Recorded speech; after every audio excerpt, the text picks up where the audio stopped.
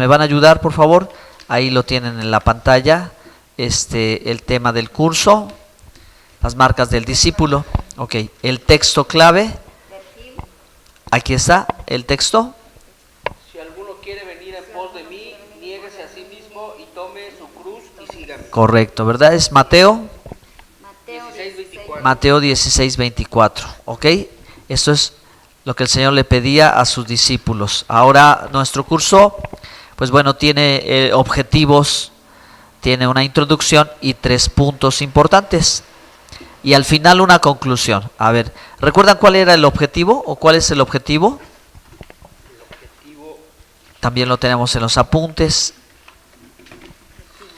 o aquí en la pantalla. es identificar a los discípulos, hacer discípulos, crecer como discípulos, dando carácter, madurez y enseñanza. Muy bien, eso es lo que queremos alcanzar. A lo mejor no ahorita, en este discipulado, en este curso, pero ya lo sabemos. Y ya lo sabemos lo que tiene que pasar con nosotros mientras seguimos caminando con el Señor. Muy bien. Bueno, ahora ya logramos entender mejor la definición, ¿verdad? Más completa, o ya sabemos la definición o ya confirmamos la definición. ¿Quién es un discípulo? La pregunta sería, ¿quién es un discípulo? Un aprendiz, un seguidor, un alumno. La meta de todo discípulo es llegar a ser como su maestro. De acuerdo, ¿ok? Un discípulo entonces es un aprendiz, un seguidor, un alumno, ¿ok? Pero muy diferente a cualquier otro, ¿no? Porque el tema de estudio es la Biblia, porque el maestro es Jesús, porque hay que reconocer y aprender no solo los pasajes o los textos, sino la forma de vivir. Tenemos que imitar la forma de vivir del maestro, ¿ok? Muy bien. Bien, pues a ver, entonces planteamos el primer tema o el título principal, aquí lo tenemos en la pantalla. ¿Cómo es? El discípulo verdadero, afortunado y maduro. Ok, destacamos esto para que podamos reconocer que de pronto entre muchas personas, pues hay que saber diferenciar entre un creyente y un discípulo. Por eso decimos, ¿verdad?, que no se debe de tomar a la ligera, que se tiene que entender el discipulado y el compromiso que Dios pide para cada uno de sus hijos. Afortunados, pues vamos a ver por qué. Y maduros, porque también el discipulado requiere de que tenga uno pues esa madurez, esa confianza, esa obediencia al Señor, ¿verdad? Y ese conocimiento. Ok, la pregunta que dice aquí es, ¿qué es el discipulado? Aquí hay 3 respuestas. ¿Qué es el discipulado? El discipulado es enseñanza, formación y es un proceso. Amén. Ok, entonces recordamos que el discipulado no solamente es haber tomado este curso, o el discipulado no solamente podemos resumirlo como haber asistido a un seminario. No, el discipulado dura toda la vida y es enseñanza. ¿Ok? Es la palabra de Dios, la Biblia, la enseñanza de Cristo principalmente, la formación, como un niño que va subiendo de grado, se va formando su carácter, su forma de ser, de conducirse, de hablar, su conducta. También nosotros, ¿verdad?, al ser discipulados, vamos siendo formados más a la imagen de Jesús. Y finalmente es un proceso, no es una cosa sencillita, no es algo así rapidito, ya está, ya soy discípulo. No, lleva tiempo, hay que ir creciendo, hay que ir subiendo, ¿verdad? Como cuando estudias matemáticas, en la primaria te enseñan 1 más 1, 2 más 2. Y esto te sirve para el siguiente grado, cuando ya aprendes no a sumar, sino a multiplicar. ¿Ok? Y luego cuando entras a la secundaria ya tienes que hacer problemas con fórmulas, pero sigues usando esa base de la matemática, ¿ok?, hasta llegar al estudio más complicado de las matemáticas. Esto es así. Si nosotros estamos bien formados, bien enseñados, bien cimentados, lo primero que aprendemos bien nos va a servir para aprender cada vez mejor lo que continúa.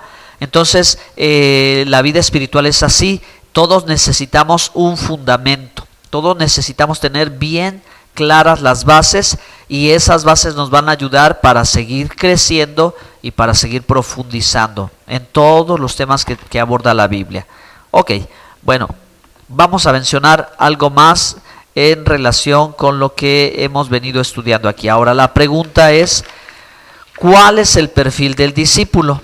Si ustedes revisan en sus apuntes, ya vamos en la página número 4. Ahí en las hojas hay una hoja que dice página número 4. Exactamente. Y el título arriba dice el perfil de un verdadero discípulo. ¿Ok? Entonces, hay unas letras sombreadas. Ustedes las remarcaron, ¿no es cierto? Exacto, ahí estamos. Ahí arriba debe de estar.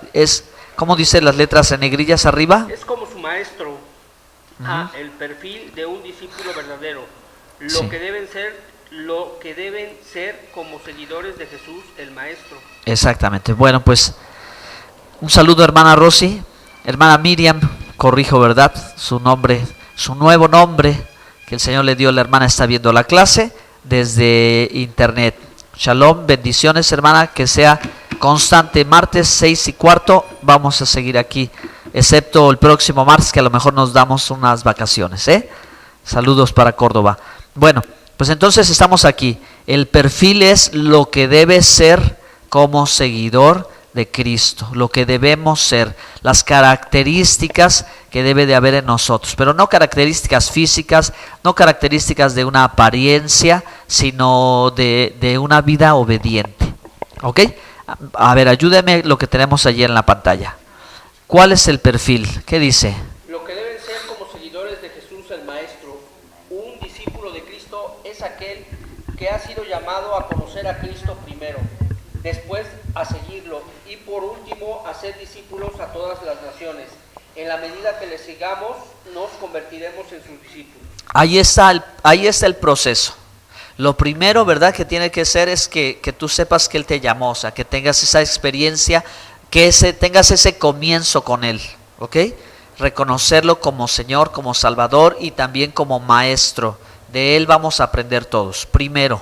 Después ya lo reconocí, ya vi que, ¿verdad?, no es Hare Krishna y no es Buda y no es Mahoma y no es cualquier otra líder religioso. Reconocemos que Jesús es el Señor y es el Mesías y es el único camino. Ya lo reconocí. Ahora seguirlo, segundo paso en el proceso. ¿Cómo lo voy a seguir? Cuando obedezco su enseñanza, cuando aprendo lo que dice la Biblia, cuando veo que es verdad, cuando lo pongo en la práctica y cuando compruebo que es eficaz, que realmente la palabra de Dios es medicina, la palabra de Dios es vida, la palabra de Dios es verdad, y ahí lo voy experimentando. Y el tercer paso en ese proceso es cuando ahora a mí me toca compartirle a otro sobre su enseñanza. No solamente yo ya la aprendí y ya la viví, ya comprobé que es verdad, sino ahora yo le voy a transmitir a otra persona esa enseñanza que tengo, ¿verdad? Y ya voy a tener la madurez, ya voy a tener el conocimiento, ya voy a tener la confianza, ya voy a tener la fuerza como para poder explicar a otra persona lo que yo viví y lo que significa ser un discípulo. Muy bien. Ok, hasta aquí vamos muy bien. Entonces, en la clase pasada estuvimos subrayando el material y llegamos a la página número 6, ¿correcto? La página número 6, y es el mismo recuadro que tenemos en la pantalla, ¿sí? Y vamos a compartirlo aquí con la hermana para que ella también pueda ver la presentación de la clase. Aquí, eso es, ahí ya lo puede ver, ¿ok? El perfil de un verdadero discípulo. ¿Qué dice en la pantalla? En la medida que le seguimos, nos convertimos en sus discípulos. Exactamente, en la medida que le seguimos. Nos vamos a convertir. ¿Por qué? Porque es un proceso. No es que simplemente me pongo un título, por ejemplo, ¿no? O me pongo un nombre. Esto no se trata de ponerse un nombre. Un nombre como, tú ya eres discípulo, solo porque te pongo el nombre o porque lo leí, sino porque yo tengo que ir avanzando y me tengo que parecer más a esto, ¿sí? A esta clase de persona como es, y entonces ya sí, ya podré decir, sí, ya vives como un discípulo, actúas como un discípulo, hablas como un discípulo. Así les pasó a Pedro, así le pasó a los que estaban con Jesús.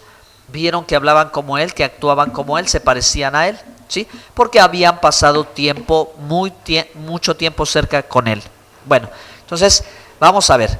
Vamos a leer uno por uno. La semana pasada les pedí que subrayaran la palabra principal. La primera palabra principal, ¿cuál es? El gozo. El gozo, ¿verdad? Y dice ahí, el gozo del discípulo es su fortaleza. También me acuerdo que la clase pasada les pedí que leyeran Mateo 5, 6 y 7. ¿Por qué? Porque Mateo 5, 6 y 7 es cuando el Señor dice que subió al monte y viendo la multitud se sentó y les enseñaba. Entonces, lo primero que hizo Jesús, según lo que cuenta la Biblia, es que cuando subió al monte vio la gente, él, ¿verdad?, sintió compasión de la gente y les enseñó, o sea, les dio su palabra. Esta porción es de la más extensa de la que Jesús pudo, tanto hablar con las personas, con la multitud, como tomar tiempo para hacerlo. ¿Por qué?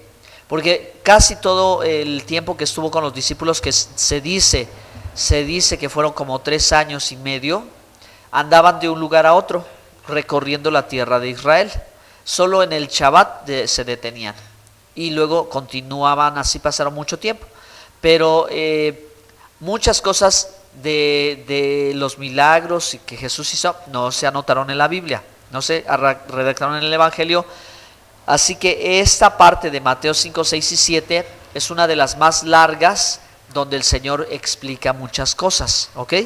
Y aquí los temas tratados están en relación con la vida espiritual, están en relación con los mandamientos de Dios, de cómo se debían de entender asuntos como el ayuno, como la oración, asuntos como las ofrendas, asuntos, ¿verdad?, hasta los temas del divorcio. Bueno, hay muchas cosas que el Señor va enseñando porque les va dando el sentido de lo que ellos no comprendían, que a lo mejor podían leer en el texto de la ley de Moisés, pero no comprendían qué significaba, y el Señor les da el entendimiento correcto. Por eso dice, vuelvo otra vez a Mateo 5:1, viendo la multitud subió al monte y desde allí se sentó. Quiere decir que cuando dice se sentó es importante porque él iba a empezar a enseñarles algo importante. Así que ellos debieron de notar que lo que iban a escuchar iba a ser muy interesante. Esos capítulos están resumidos aquí en estos 9 puntos o en estas 9 características, ¿de acuerdo?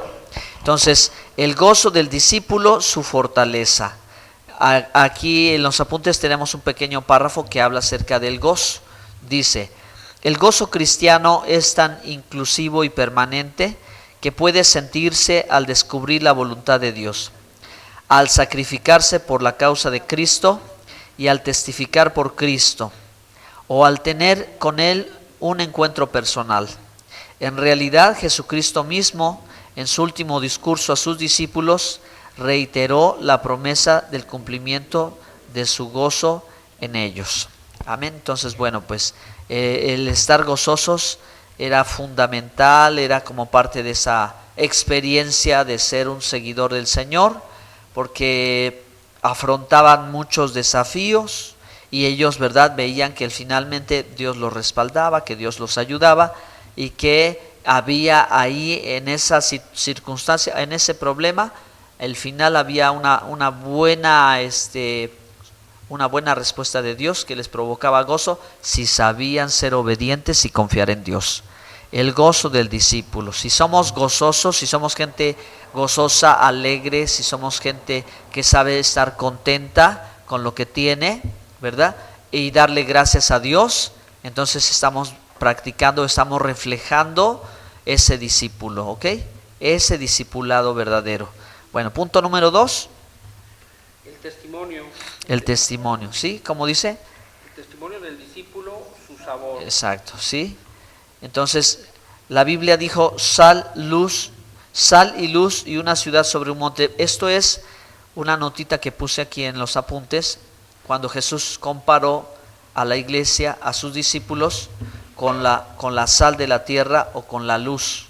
Que la sal, ¿verdad?, tiene que sazonar, tiene que dar sabor, y la luz tiene que estar arriba para que alumbre. No se puede esconder porque no va a funcionar. Y la sal, ¿verdad?, si no se ocupa, entonces de nada sirve, se tiene que ocupar, tiene que ser vista. Así que un discípulo también, ¿verdad?, va a ser, donde quiera que vaya va a ser luz, donde quiera que esté va a ser la diferencia que la gente lo va a notar y va a poder decir por qué eres así, por qué eres asado. Entonces debemos de dar buen testimonio. Vamos a leer el párrafo ¿Cómo dice? La iglesia es el instrumento del testimonio de Cristo, por lo que los cristianos deberían en toda su vida y conducta ser verdaderos testigos de Cristo, del Cristo rechazado. El testimonio del discípulo queda caracterizado por la separación del mundo, la dedicación a los intereses del Señor en la tierra, la fidelidad a la verdad, una conducta moral intachable y como columna y baluarte de la verdad por todo aquello que pertenece a la piedad. Muy bien, ok, muy bien. A ver, en este párrafo hay algunas palabras que a lo mejor pueden estar un poquito complicadas, ¿verdad? Pero bueno, vamos a tratar de aclararlo, ¿sí? La iglesia es el instrumento del testimonio de Cristo. Es decir, la iglesia va a hablar a otras personas, los cristianos van a hablar a otra persona de su fe en Cristo que murió y que resucitó. Ese es el testimonio, o sea, la vida de Jesús. Es hablar de la vida de Jesús. Ah, pues mira, Jesús fue así, Él murió, Él vino a este mundo, Él murió por nuestros pecados y resucitó. Nosotros estamos diciéndole de Él a otras personas, ok. Cuando yo le hablo a otras personas, a veces la gente lo rechaza, no lo quiere. Por eso dice el párrafo, ¿verdad? Que nosotros vemos que el Señor o Dios o Cristo quiere tocar a otro como me tocó a mí y esa persona lo rechaza. Lo rechaza porque no lo conoce, porque tiene miedo o, ¿verdad? Porque no se le ha revelado. Necesita que abra sus ojos y entonces diga, sí es verdad. Como algo personal, no nada más como difundirle, pasarle un folleto. Bueno, entonces el testimonio queda caracterizado porque el discípulo o cada uno de nosotros empezamos a separarnos del mundo. Y separarnos del mundo, ¿qué quiere decir? Quiere decir, ¿verdad?, que evitamos el pecado, nada más. Porque podemos convivir, podemos relacionarnos con las personas, ¿verdad?, con la familia, podemos pasar este tiempo conviviendo, ¿ok? Pero, ¿verdad?, no vamos a hacer lo malo. Esa es la única diferencia. Eso es lo que en resumen puede significar separarse del mundo. Cuando sabemos que algo hay mal, que no le gusta a Dios, entonces nos apartamos y no hay más problema. Luego dice, dedicación a los intereses del Señor, como ahora, ¿verdad? Estamos dedicando un poco de tiempo para estudiar su palabra. Y así cada día vamos dedicando el tiempo que Dios nos pide para las cosas de Dios. Eso es dedicar tiempo para las cosas de Dios. Fidelidad a la verdad, es decir, lo que hemos leído en la Biblia, lo que hemos aprendido y hemos confiado, lo vamos a decir. No todos están de acuerdo, pero eso no es lo importante. Lo importante es que nosotros seamos fieles a la palabra de Dios. Ok, y una conducta moral intachable, es decir, que obviamente cada uno vamos a tener buena reputación. Es muy importante porque, como ya hemos dicho aquí en la clase, que a veces los cristianos se enfrían, son tibios, son indiferentes. ¿Por qué? Pues porque dejan de buscar a Dios. Y un cristiano que deja de orar, que deja de leer la palabra de Dios, que deja de congregarse, que deja de estar con otros hermanos, que no pasa tiempo asistiendo a un estudio, su vida poco a poco va a enfriarse y entonces ya como que no va a sentir deseo de ir, de interesarse, de aprender. Ese es el resultado de lo que decimos aquí, ¿verdad? Que de pronto ya el mundo empieza a jalar de nuevo, empieza a empujar y al final, pues como al principio, o sea, al final termina haciendo lo que no quería.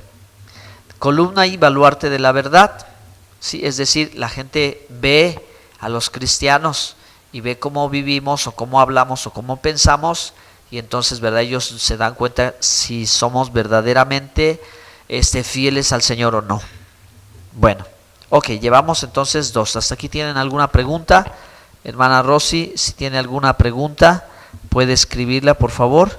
Aquí estoy mirando desde la pantalla, estoy mirando, ¿verdad?, el comentario, el saludo, así que si tiene alguna duda, podemos responderla en video, ¿ok? Muy bien. Entonces, ya que tenemos 2 puntos, hoy vamos a ver hasta el punto número 3, ¿sí? ¿Cuál es la característica número 3? La verdad. La verdad. Es exactamente la verdad del discípulo, ¿verdad? Su alimento es otra característica. Ya dijimos, una persona gozosa, El discípulo es una persona alegre, una persona contenta con lo que Dios le ha dado y agradecida. Ya dijimos que es de una persona que buena reputación para con los de afuera, no solo con los hermanos, también con la gente de afuera, ¿verdad? Porque poco a poco se restituye. Si una persona era pues de mal testimonio afuera, se convierte y comienza, ¿verdad?, a hacer una buena reputación, a rectificar su camino, pues entonces la gente lo va a reconocer, va a decir, esta persona era así, pero mira, ya veo cómo ha cambiado, ya veo cómo ha hecho esto, aquello, pues ese es el testimonio. Ahora, el punto número 3 es la verdad. ¿Qué es la verdad? La revelación de la palabra. Exactamente, sí, la verdad es la palabra de Dios, la Biblia, y lo que la Biblia enseña. Y lo enseña no como una información, como cualquier otro libro de literatura, una novela escrita, no, es la palabra de Dios. Esta es revelada, es decir, que se tiene que descubrir, uno tiene que descubrir que sí es una palabra viva y eficaz, que nos habla todos los días y que Dios está allí usando la Biblia para decirnos, ¿verdad?, en ciertos casos o situaciones que nos cuesta trabajo entender, nos va a decir lo que Dios quiere, ¿sí? Lo que Dios quiere con nosotros. Bueno, vamos a leer el párrafo. Dice: revelación es acción y efecto de correr el velo que encubría lo desconocido. En la Biblia se usa casi exclusivamente en relación con Dios, de modo que se vierte en un término teológico. Solo Dios mismo puede revelarnos los misterios de su ser y sus obras, y toda búsqueda independiente de conocimiento acerca de Él está destinada al fracaso. Por tanto, es menester, o sea, es necesario que Dios tome la iniciativa en su diálogo con el hombre. Muy bien. Bueno, pues para entender este punto y para que nos quede muy en claro y veamos cómo es verdad, el fotógrafo con su cámara, como las de antes, ¿verdad? No las de hoy. Las de antes que usaban su rollito y que tenían que exactamente llevarlo a un lugar oscuro y encerrado, pues el fotógrafo toma sus fotos y si quiere, ¿verdad?, revelar, o sea, descubrir lo que está en el rollo, necesita entrar a un lugar especial donde con ciertas tintas y cierto proceso va a descubrir las imágenes que tomó en las fotos, ¿sí? Entonces, revelar quiere decir que quitar el velo, o quiere decir, ¿verdad?, que esa imagen que no se veía, se vea clara. Quiere decir esto, que la Biblia muchas veces, si no Dios nos está hablando, nos está guiando, pues no llegamos a entenderla. Y no por falta de estudio, ¿sí? No hablar por falta de estudio, sino hablar de que aunque tenemos ahí el texto y los pasajes, no llegamos a comprenderlos.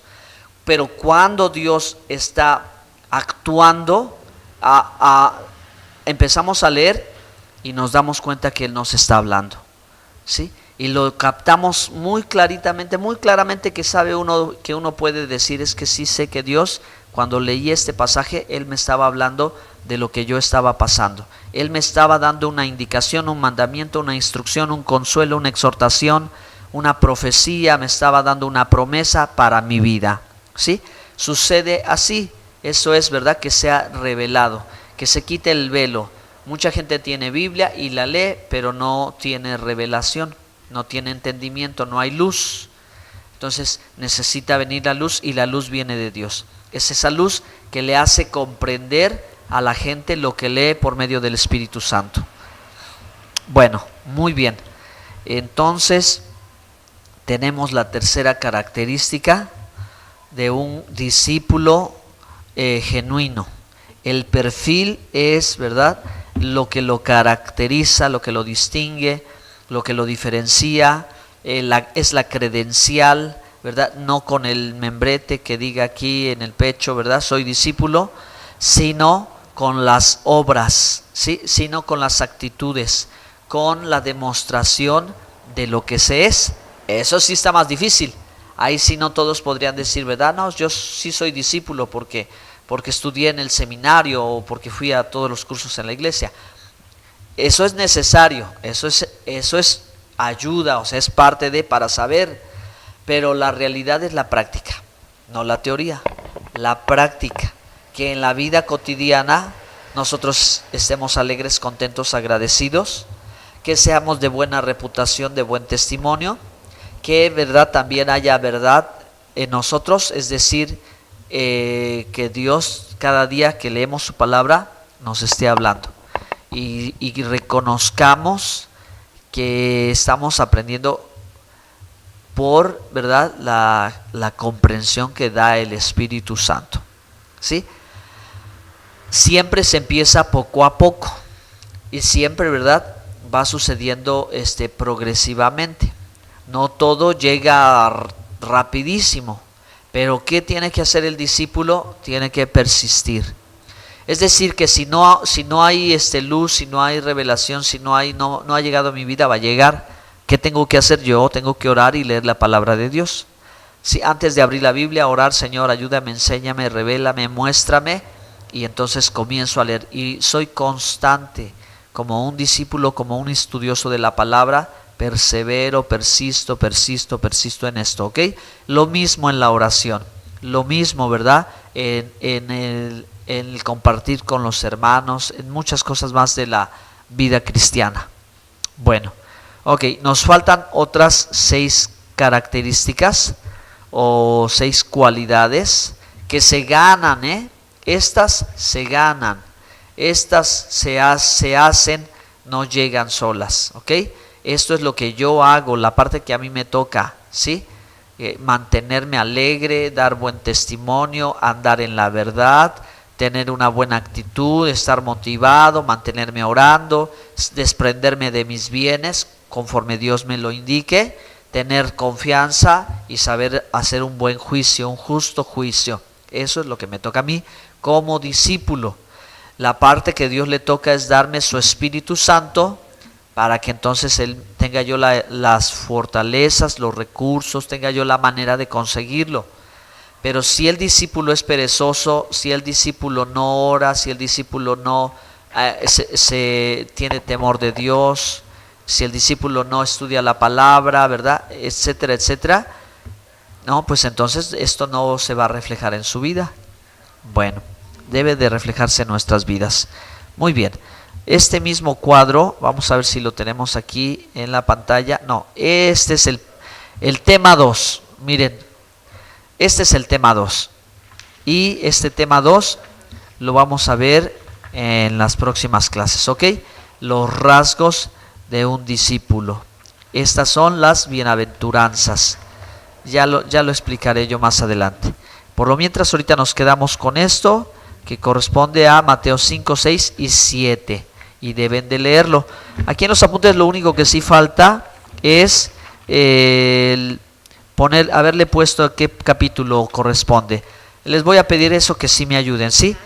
Cuando lean los 3 capítulos, Mateo 5, 6 y 7, me busquen el tema donde habla sobre el gozo, ¿sí? Y me ponen la cita, por favor, porque yo tengo textos, pero no puse completo.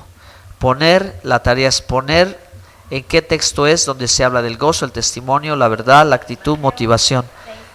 Mateo 5, 6 y 7. ¿Sí? Mateo 5, 6 y 7, exactamente.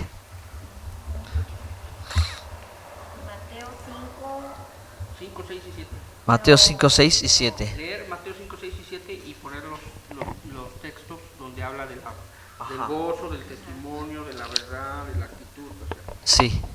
A un lado de cada uno. Exacto, ahí a un ladito una notita. El versículo es el versículo 10, digamos. Este es el 10, aquí dice del gozo. Por ejemplo, ahí sería el Mateo 5, 12. Ajá. Gozaos y alegraos, ¿sí? Porque habla del gozo, ¿no? Sería un... ¿Sí? Capítulo 5 y versículo 6. Y versículo, Sí. Bueno, ajá, o sea, pero no, hay que buscarle más, porque ahí todavía Pero a ver, mami, te explico nuevamente. A ver. Son 3 capítulos los que hay que leer. El 5, el 6 y el 7. Sí. Allí en esos Son va... los 3 capítulos. Con sus versículos. Sí, o sea, completo. completo. Ah, ok. Y cuando tú lo leas, vas a ver que en alguno de ellos aparece esta palabra. qué? Ajá, ahí una vez más, de ahí viene todo esto. Ya. De ahí viene esa Y es lo que explicación. yo te quería decir, porque ¿Sí? que era Mateo capítulo 5, verso 6. 27, No, pero no, no, son los 3. capítulos. Sí, Ok. son los 3. Muy bien. Ujú. Muy bien, muy bien. Está bien para dar Para la lectura y poner la notita. ok. Bueno, pues en esta ocasión, en esta clase, solo pudieron estar aquí mi hermano Carlos y mi mamá, porque, como dijimos, hermana Diana, hermana Fanny, está en la junta para los ujieres del evento de Miel San Marcos en mayo, aquí frente a mi casa, aquí frente, adelantito. El hermano Jared también, ¿verdad? Está apurado, que es parte de este curso, de esta clase. Y bueno, pues con la expectativa de que seamos cada vez más los comprometidos con el estudio. Así que ya nos vamos a despedir, hermana Rosy, que Dios le bendiga. Gracias por acompañarnos en este curso. Así nos sentimos más y nos sentimos en contacto y estamos en comunicación también, ¿verdad? Así que les pido que le manden un saludo a la hermana Rosy, a la hermana Miriam. Es decir, ella está en Córdoba y desde su hogar, o desde algún lugar, desde su teléfono quizá, está viendo la clase. ¿Ok? Y ya casi la clase completita.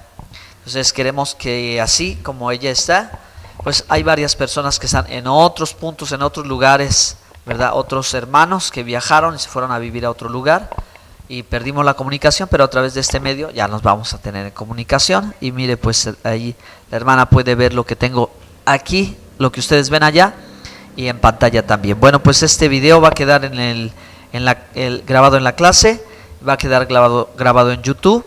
Ustedes tienen los apuntes y pues vamos a determinar. Nos vamos a ver el próximo martes. Ustedes piensen, mientras de aquí ya me despido de la hermana Rosy. Hermana, shalom, Dios la bendiga. Nos vemos, saludos a toda la familia, a la iglesia Shekinah. Ojalá y usted pueda reunirlos los martes, invite a alguien a su casa y que tomen el estudio todos juntos, ¿no? Estaría buena la idea. Nos vemos.